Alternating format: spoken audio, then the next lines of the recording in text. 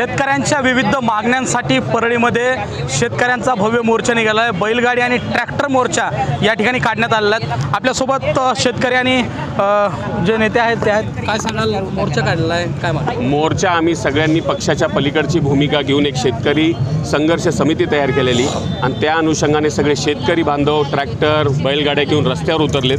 कारण झालेल्या घोषणांची पूर्तता होत नाही। ई पीक पाणीचे रद्द मुख्यमंत्री इथं बोलून गेले, पण ती काही अजून अस्तित्वात आलेली नाही। अजूनही ती अट लागायचली।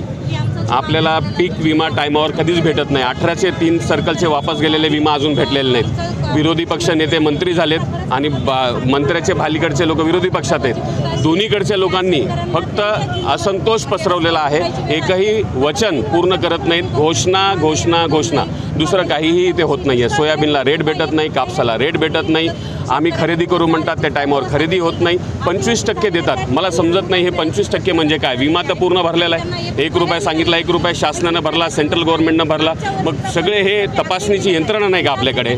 आपल्याकडे कृषीचे लोक नाहीत का आपल्याकडे? मग यंत्रणा कमी पडत असेल तर शेतकऱ्याचे 4-4, 5-5 वर्षाचे प्रश्न जर मिटत नसतील तर मग सरकारचं काय काम? शेतकऱ्यांना जगायचं कसं? शेतकऱ्यांना आत्महत्या करायची वेळ आलेली तरी डोळे उघडणार आपल्याकडे मोठे मोठे कार्यक्रम होतात। जिल्ह्याचे कार्यक्रम परळीत होतात। जो जिल्ह्याला व्हायला पाहिजे कार्यक्रम तो परळीत होतो। घोषणा होते, लोकांना वाटते चला इथला आपला माणूस एक निवडून दिलेला आहे म्हणून तो आपलं काहीतरी चांगलं करेल। पण ते घोषणा कुठल्याही घोषणा असो, मुंबईपासून ते परळीपर्यंत घोषणाच आहेत। त्याच्यामुळं हे परिस्थिती निर्माण झाली। तुम्ही बघा, हजारो ट्रॅक्टर लोक आज रस्त्यावर उतरलेले आहेत आणि ह्या आंदोलनाला मला नाही वाटत कुठंच थांबा आहे। असंतुष्ट जोपर्यंत संतुष्टामध्ये कन्वर्ट होत नाही तोपर्यंत हे आंदोलन असंच चालू राहील।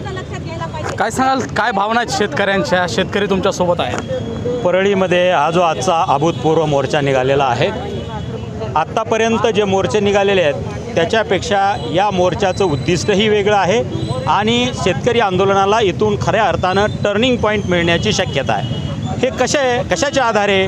तर सगळ्या नोकरदार कुठल्याही पक्षात असतात, परंतु सगळ्या पक्षातले नोकरदार त्यांचे प्रश्न तयार झाले की सगळेच्या सगळे नोकरदार एक होतात। परंतु आम्ही या मोर्चामध्ये सगळ्याच या देशातल्या पक्षामध्ये शेतकरी आहेत। भाजप असू द्या तिथं शेतकरी आहेत, काँग्रेस असो, राष्ट्रवादी असो, कुठलाही पक्ष असो, सगळ्याच पक्षांमध्ये शेतकरी आहेत। परंतु त्या पक्षामध्ये शेतकरी अडकून पडतात। शेतकऱ्यांची फूट होते, विभागणी होते। कर्मचाऱ्यासारखं ते एकत्र येऊन कधी संघर्ष केला नाही। पहिल्यांदा ही ऐतिहासिक घटना प्रभू वैद्यनाथांच्या चरणावरती घडते आहे। कृषी मंत्र्याच्या या शहरामध्ये घडते आहे, पालकमंत्र्याच्या शहरामध्ये ही घडते आहे की सगळ्याच पक्षातले शेतकरी चिंताग्रस्त आहेत। म्हणून सगळ्याच पक्षातले जे काही शेतकऱ्यांच्या बाजूचे चिंता असणारे लोक आहेत ते पहिल्यांदा आम्ही या ठिकाणी एकत्र आलेलो आहोत। हा प्रतिकात्मक मोर्चा आहे। ट्रॅक्टर आणि बैलगाडी मोर्चा हा प्रतिकात्मक मोर्चा आहे। खरं जे म्हणतो ना आपण, ये तो झाकी है और बाकी तो अभी जो होने वाला है पिक्चर तो बाकी है। तर इथून पुढं ही प्रभू वैद्यनाथाच्या इथून सुरू झालेली चळवळ अख्ख्या महाराष्ट्रामध्ये हिला वेगळं चित्र तयार होईल आणि सगळ्याच पक्षातले शेतकरी एकत्र येऊन त्यांच्या मुद्द्यावरती भांडायला लागतील। त्याची सुरुवात या परळीतून होती आहे। असा बीडमध्ये देखील आंदोलन केलं होतं, आज परळीत करावं लागतंय। कृषी मंत्री याच ठिकाणचे काय नाही, एकूण शेती प्रश्नाकडे बघण्याचा केंद्रातली सत्ता असेल किंवा राज्यातली सत्ता असेल, ज्या पद्धतीनं शेती प्रश्नाकडे बघितलं चाललेलं आहे, निवडणूक केंद्री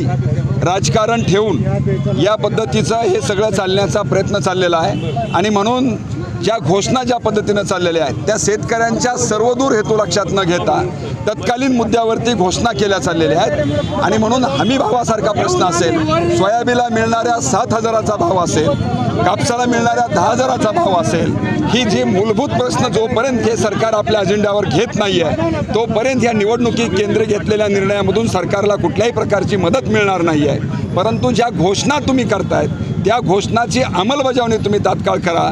या मागणीला घेऊन अख्ख्या बीड जिल्ह्यामध्येच नाही तर महाराष्ट्रभर शेतकऱ्यांची एकजूट करून घोषणा पाहिजे होते, फक्त घोषणांचा सुकाळ होता। काय सांगाल, एक महिला म्हणून तुमची काय प्रतिक्रिया राहणार आहे? माझी काय प्रतिक्रिया आहे? हे काय, हे सगळ्या मोर्चाचे आम्ही काढलेलं आहे शेतकऱ्यांच्या विषयी। आज 2020 पासून शेतकऱ्यांना भाव नाही। आज सगळे, माझा मुलगा पण बोलायला आहे, सगळे शेतकऱ्यांचे असे जर हाल होत असतील तर शेतकरी रस्त्यावर नाही तर काय बंग्यांनीपासून झोके घेतील का? त्याच्यामुळे ह्या सरकारनं आणि इथल्या कृषी मंत्र्यानं ह्याचा विचार करावा। दिवाळी गोड करावी, नाही जर केली ना तुमच्या घरात दिवाळी होणार आहे ना कुणाच्या घरात होणार आहे। आम्ही असतंच आंदोलन, तीव्र आंदोलन आम्ही करू आणि आम्ही त्यांना रस्त्याने फिरू देणार नाही. आपण पाहता या ठिकाणी कृषी मंत्री धनंजय मुंडेंच्या परळीमध्ये शेतकऱ्यांसह नेते मंडळी जे आहेत ते आक्रमक झाले. तर या ठिकाणी ज्या घोषणा आहेत त्या शेतकऱ्यांविषयी केवळ घोषणा होतात, प्रत्यक्षात या ठिकाणी काही होत नाही असा आरोप या ठिकाणी करण्यात आला आहे. दिवाळीपर्यंत शेतकऱ्यांची दिवाळी जी आहे ती गोड करावी, अन्यथा या ठिकाणी जे कृषी मंत्री आहेत त्यांची देखील दिवाळी गोड होऊ देणार नाहीत आणि त्यांना देखील रस्त्यावरती फिरू देणार नाही असा इशारा या ठिकाणी आंदोलकांनी दिला आहे. विनोद जिरे, साम टीव्ही, परळी. देश विदेशातील प्रत्येक घडामोडींचे लाईव्ह अपडेट मिळवण्यासाठी आता साम टीव्हीच्या सर्व सोशल मीडिया प्लॅटफॉर्मला लाईक, फॉलो आणि सबस्क्राईब करा. तसंच सर्व नोटिफिकेशनसाठी बेल आयकॉन प्रेस करायला विसरू नका.